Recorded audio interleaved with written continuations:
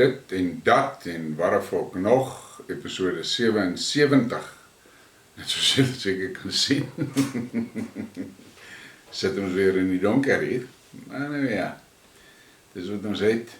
Ek sal bietjie later nog 'n briekmerk maak oor die Eskom ding. Daai ding is nou out of control. Daar kom lelike goed uit, maar ek dink nog 'n bietjie oor hoe ek dit by mekaar wil sit. Gisterand het ek 'n live show gedoen saam met lovinglife.tv en die ding het toe hand uitgeruk en by die 2 ure gedraai. Maar dit was lekker geselsie.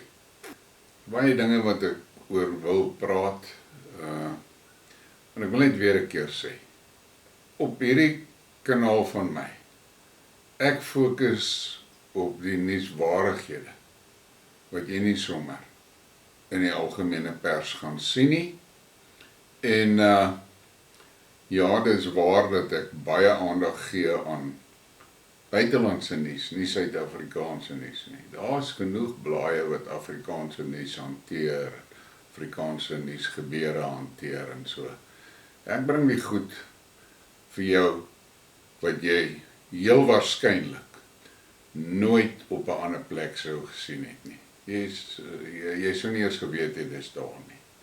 En ek sit baie in top die laaste paar dae oor die formaat van my programme, want ek doen 'n verskeidenheid van programme. Ek probeer om elke dag 8 uur so hierdie nuusversamelingsding te doen.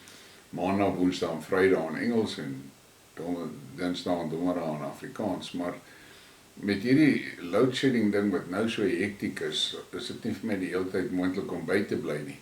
Maar jy het seker opgelet, ek doen redelik baie en meer van die enkel onderwerp goedjies, waarin ek oor 'n enkel onderwerp praat en die goed is ook nie lank nie, hulle is so van enigiets van 5 na 12, 14 minute.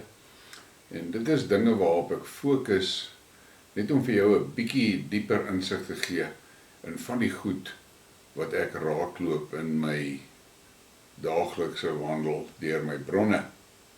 En as jy enigsins voorstelle het, jy is welkom, skryf dit hier in die kommentare.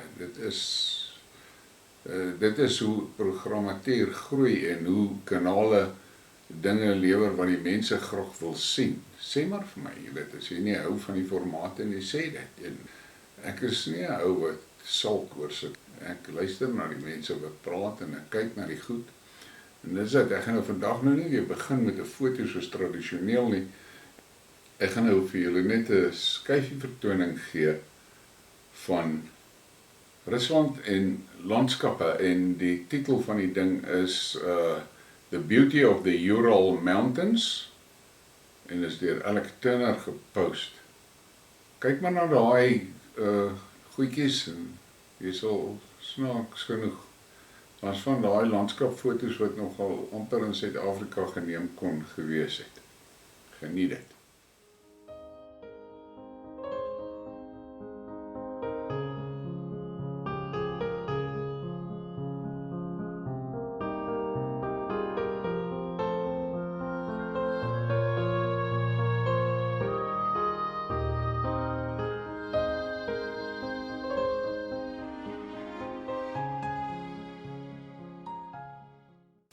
Nou ja, soos almal van julle weet, het ek mos hierdie Zatsie bekruiper, wat my baie gas gee. En hy kom soms met verbuisterende goed. Hy kyk, die feit dat hy my uitmaak is 'n totale leenaar en verspreider van vals nuus, dit is ou nuus. Dit is maar sy manier. En dis sy normale aanval. Maar met hierdie ene het ek nogal gelag vir hom. En toe hy dit nou hier op my afgooi, het ek glad nie gereageer nie, want ek weet nou al in hierdie tyd dat sekere goed moet ek hom nie op antwoord nie, want ek mors my tyd en ek mors my asem. Maar hy skiet my met hierdie ene. Colleen, wie dink jy het daai Russiese vliegtuig in Belarus geskiet? En dan gooi hy hier vir my 'n link na 'n videokanaal toe, en hy tik in hoofletters. Dit is nou wat ek noem bewese informasie. Ek ken daai kanaal. In elk geval, ek bly toe maar stil en antwoord nie. Want wat vir my 'n probleem was met hierdie hele storie rondom die berig van die Russiese observasievliegtuig wat beskadig is in Belarus op die lughawe. Daar's nêrens in enige van die kanale en bronne wat ek volg, is daar enige melding van dit nie 'n woord nie. En gister toe kom hierdie ding uit. En dit was 'n video van die gewraakte A-50 vliegtuig van Rusland, wat dan nou kwansies deur die Oekraïense drone beskadig is. En die video is geneem op die lughawe, waar hy gestasioneer is in Belarus, terwyl hy op die aanloopbaan afgaan en gereed maak om op te styg. En dan sê die ou, video of the A-50 aircraft, in aanhalingstekens, destroyed by copters of the armed forces of Ukraine at the Magalushi airfield in Belarus. En dan sit hy nog by, hello to everyone who dispersed fakes. Nou ja, al wat ek vir my zatsie beskryper kan sê, lyk vir my daai bewese informasie van jou is toe nou nie so bewese nie. Ag, maar ek het baie sulke goed, ek sal vir julle so van tyd tot tyd wys. Hier in hierdie program gaan ek julle nog enetjie wys wat my net laat lag. Nou kom ons nou by hierdie storie. En dit is nou 'n lelike storie en jy weet, ek kan nou nie eintlik te veel oor dit sê nie as gevolg van wat in hierdie op hierdie platform aan die gang is rondom die pestilensie. Ek wil hê men nou kyk en dan sien jy daar wat sê hulle daar. Deaths in Singapore hit record 60-year highs after. En die res moet jy maar self lees, want dit is nou dodelik vir my. En daar is, sê hulle ook, daar's 'n 84% verhoging in stilgeboortes. En dan comparing the number to 2022 to the pre-pandemic 2019, there was a staggering 26% increase.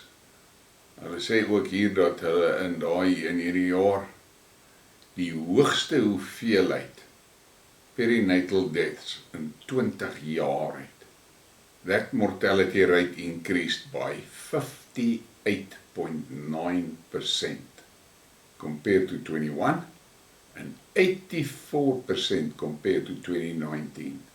Perinatal death is stillbirth and death of babies under 7 days of age. Mense, dit is skokkende goed hierdie hoor. En dit lyk vir my partykeer asof hulle gaan wegkom met hierdie ding en dan ander kere dan sien ek weer tekens dat dit lyk asof die kloue van die reg besig is om hulle nader te krap. En dan was daar hierdie interessante ding vir oggend. So Helen Zille now sees her heart injury from what and think it is a good idea to investigate. Well, Helen and Ellen Wendy, we have been screaming the data at you all over 12 months, a bit late now. How many have died or been injured?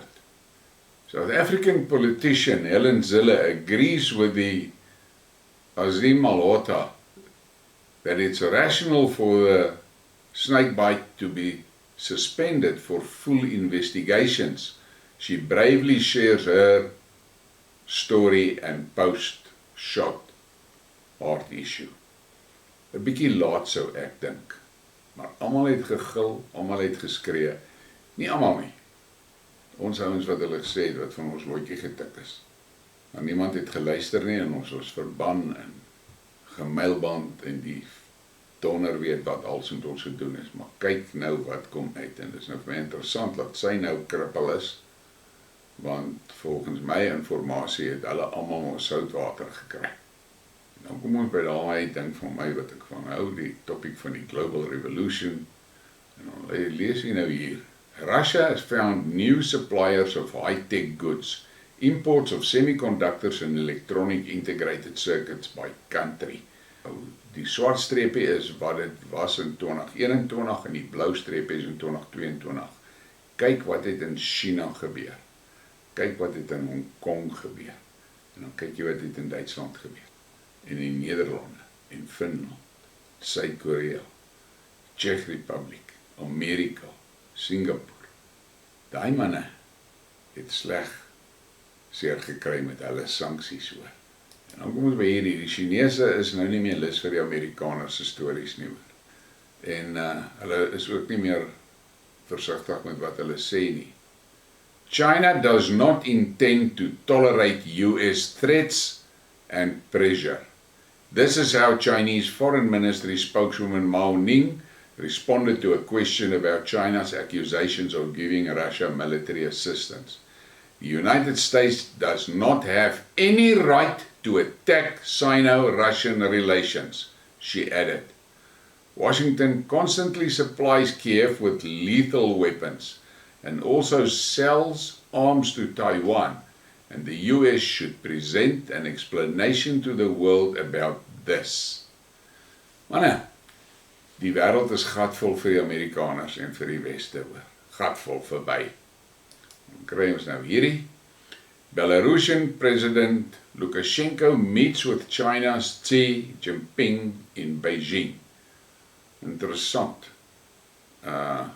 Maar ek het ook al baie goed, ek sal nog weer oor dit gesels. Daar's dinge aan die beweeg in Belarus hoor. Dan hier is nou nog ietsie daaroor. Biden was in Kiev on February 20th for some political theater. China's foreign ministry released a scathing report on US interference titled US Hegemony and its Perils. En die ouens het geskreeu oor daai verslag oor en dan is hier nou maar weer net berigie oor Chinese President Xi Jinping held talks with Belarusian President Alexander Lukashenko in Beijing on Wednesday. China supports Belarus pending membership into the Shanghai Cooperation Organization, which is in its last mile. Dis belangrik om kennis te neem hiervan hoor. Die res van die wêreld is besig om die bande tussen hulle self al stywer te maak en die Weste is in die moeilikheid. Hulle jare se kak aan jaag reg oor die aardbol is nou besig om hulle te vang hoor. Dan het ons hierdie. Dit was vir my nogal interessant. Macron is a killer, says the Congolese as they take to the streets with Russian flags and Putin posters to oppose French President Macron's visit. Dozens of people in the Democratic Republic of Congo protested in front of the French embassy, chanting Macron is a killer, Putin to the rescue, to express their anger for the unwanted guest.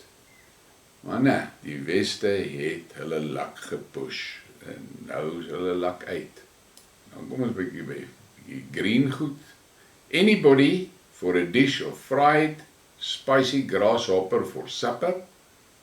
Eating bugs is nothing new in Africa. Mopani worms are a delicacy. Greta and Klaus should come visit. I want to watch them puke. Pay attention, never miss breaking news. A lady showed people how she cooks grasshoppers. The cook posted a recipe of how she does it. Nou ja, daar het jy dit ook nou. Dan het ons nou hierdie storie oor immigrante en dit was vir my 'n skokkende ding toe ek dit lees oor. Home Affairs statement on the issue of 22 Afghan terrorists who went to court seeking asylum in South Africa. Home Affairs has just issued a statement stating that the court has ruled in favor of the Afghans. Kan julle dit glo manne? Die hof beslis ons moet daai terroriste huisves. En as jy nou deur die hele verslag van Home Affairs lees, dan wil jy net sommer kots oor dit. Ek het toe op hierdie post op Twitter het ek gevra, sou dit gebeur het tydens apartheid? Nou ja, daar was 'n paar van daai 30%ers wat geantwoord het, en ek het maar net my kop geskit en niks teruggesê nie. Dis skrikwekkend wat hier aan. Hierdie Afghans was verteenwoordig deur 'n regsfirma wat aangestel is deur die CIA. En dit is algemene kennis dat die CIA gebruik van daai Arabiese terroriste, vir al hulle vuil speletjies rondom die aardbol. En daar is roemers dat daar word dinge beplan vir Suid-Afrika, 'n regime change tipe van ding. Dink maar daaroor, hier is nou 22 goed opgeleide terries in ons midde. En dan kom ons nou weer by daai satsie bekruiper van my, en hierdie ene het my erg laat lag. Ek het hom weer nie eintlik geantwoord nie, maar ek sal hom vir julle die hele gesprek lees. Hy vra, is Moldova ook nou in Putin se visier? Antwoord ek, man, Moldova wil graag in sy visier wees, althans daai president van hulle wat eintlik 'n van Roemenië is. Sê hy, as hy Moldova wil vat, sal dit baie maklik wees. Dan is Pole die volgende een, het jy al beweeg. Sê ek het nooit gesê hy wil Pole vat nie, ek het wel gesê hy sal Pole opvang. En dan antwoord hy met hierdie ene, en dis die juweel van die gesprek. Ok, dink jy hy wil Moldova hê? Hy het al gesê dis eintlik deel van Rusland. Dit sal hom meer toegang gee tot die Swart See. Moldova sal hom meer toegang gee tot die Swart See. En dit is die woorde van my Zatsie bekruiper, die ou wat alles wat ek sê afmaak as leuns. En nou wonder ek by myself, as ek na hierdie kaart van Moldova kyk, hoe de donder kry hy meer toegang tot die Swart See? As een van julle weet, hoe kry 'n mens van Moldova af toegang na die Swart See toe? Stuur asseblief vir my hieronder in die kommentare. Sê vir my, hoe doen jy dit? Vir my lyk Moldova baie landlocked hoor. En dan kom ons by hierdie interessante stukkie nuus. Is this for real? Someone wanted that tank bounty real bad. Russian armed forces captured the Leopard tank near Bakhmut. As far as I know, the crew in the captured tanks are Polish mercenaries, said Alexei Muratov, Deputy Secretary of the Donetsk branch of United Russia. Nou, net nadat bekend geword het dat NATO gaan vir die Oekraïne van hierdie Leopard tanks gee, toe het daar 'n berig verskyn van die bounties wat gesit is op daai tanks en hoeveel bonus daai soldate sou kry as hulle so ding, jy weet, as hom vang of as hom vernietig of wat. Dit is nogal 'n moersklomp geld wat hulle aangebied is. Dit is ooragtig as die eerste een gevang. En dan kom ons by hierdie, en dit behoort almal te laat regop sit. Germany does not have an army capable of protecting it, said the head of the German Defense Ministry. The Bundeswehr is unable to protect Germany in the event of martial law because it has a weak material base and an insufficient number of personnel, equipment and weapons, which after deliveries to Ukraine need to be replenished. According to him, Germany needs to invest more in the modernization of the army, since the country also has obligations towards other NATO members. En dit is van die manne wat soek vir 'n geveg met Rusland. Dis die ouens wat die heeltyd oorlog. Hulle kan hulle self nie eers, soos hierdie ou sê, tydens onluste verdedig nie. En dan kom ons by hierdie lekker ene. Hy Zelenski hou net nie op nie hoor. Die F-16 ding is nou nog nie eers mooi in die bed nie, en hier is hy terug. Ukrainian intelligence chief Budanov opens up his wish list and says Kiev needs A-10 Warthog attack jets from the West. How convenient. Hundreds of US A-10 jets landed in Poland and Germany mere days ago in order to protect NATO allies. Manne, daar kom pret oor. En dan kom ons by hierdie ding. Hierdie ouens wat die Oekraïne so ondersteun, en wat so graag vir hulle geld gee, en so graag hulle lof besing. Ukrainian hero, neo-Nazi and war criminal Ivan Zelensky, on his own words, he is founding member of the Tradition and Order organization whose principal objective is the destruction of Moscow Patriarchate in Ukraine. He also dreams of organizing punishing battalions after the war to hunt and execute all Russian collaborators including propagandists and their families, not only in Ukraine, but worldwide. En soos julle seker kan sien, die krag is terug hier by my. Ek kan dit nie verstaan nie, want ons was veronderstel om af te wees tot 5:00 oor. En dan kry ons hierdie ene. Dis nou vir hierdie ouens wat so graag die Oekraïne ondersteun en hulle oë wegdraai van die feit dat daai mense eintlik 'n klomp Sanksies is. Nou luister na hierdie. One of the ideologists of neo-Nazism in Ukraine, Dmitry Korchinski, openly calls for the construction of concentration camps for those who do not support the Sanksies. History repeats itself. As Ukrainian MP, Dmitry Korchinski makes Zazi-like call for construction of concentration camps for Russian-speaking residents anywhere in the Ukraine. All these people, after the liberation of our territories, must go through filtration camps, he says, calling them untrustworthy. Manne, dink bietjie weer, voor jy 'n Oekraïne vlaggie op jou profiel waai, op Twitter of op Facebook. En dan kom ons by die UK. Record UK grocery inflation has added £811 to yearly bill survey finds.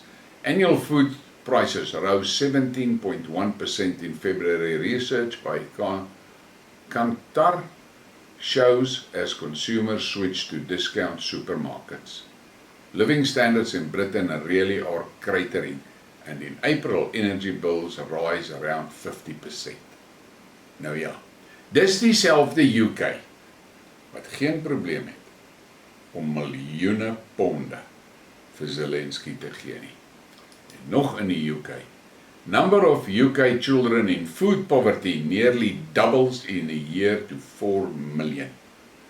Wêreld's Garden, according to the Food Foundation think tank, 1 in 5, 22% of households reported skipping meals, going hungry or not eating for a whole day in January, up from 12% at the equivalent point in 2022.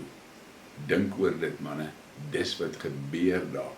Maar hy leierskap voel 'n vee, hulle pomp geld in die Oekraïne in. Dan het ons nou hierdie stukkie, dit is baie steurend en ek hoop die Amerikaners neem kennis. Zelenski, America will lose NATO and global leadership role if it stops funding the war in Ukraine. Nou die realiteit daarvan is dat daar is nou besig om meer en meer stemme in Amerika op te gaan wat sê stop hierdie storie. Dan was daar nou hierdie meme wat jou ook maar net kan laat smile. No more money or weapons and for damn sure no American soldiers, to hell with Zelensky. Zelensky sê, the US will have to send its sons and daughters to war. En dan sê hierdie rocker, gooi hom die middelvinger. En dan hierdie was vir my nogal 'n interessante ding.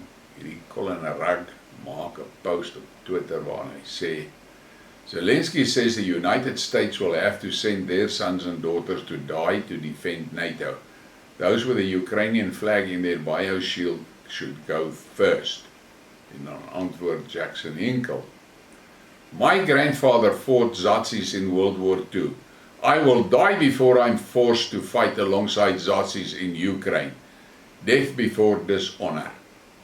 Lyk van die Amerikaners begin wakker word hoor. Hier is nou maar net weer net 'n repeat van daai Nazi check, hy gesiggie. Hy oogies lyk maar klein. Americans will be sending their sons and daughters to the war and they will be dying. Zelensky says at a press conference, good luck Americans, sê die poster. En dan is daar hierdie ene, the puppet goes rogue. Zelensky threatens US with deaths of American sons and daughters if Ukraine loses against Russia, claiming Russia will then enter NATO states, dragging the military bloc into its tirade just to beg for some weapons. Dan is daar kommentaar, Zelensky playing Uncle Sam at his own game, as he tries to draw the West into the same propaganda web they have waved for the public but are now stuck in themselves. Mense daar, die dinge loop nie reg in die Oekraïne nie hoor. Die Amerikaners gaan hulle vingers brand, maar ek gaan op Briekmerke oor dit doen. Die Weste is besig om in paniekmode in te gaan, hoor. En dan kom ons by daai what the fuck moment, en waar anders as Suid-Afrika. Hierdie foto moet jy maar kyk, en jou kop skud, want 'n soortgelyke foto oor Teerstraat en Orania, waaroor ek 'n skidmark gedoen het, die ek nogal die vonke laat spat. Maar dis waarmee ons deel in Suid-Afrika. Ek skud net my kop. Baie dankie vir julle ondersteuning, en ek waardeer dit, elkeen stukkie daarvan, en geef maar vir my 'n like en 'n subscribe, en deel die ding met jou vriende en familie. Lekker dag.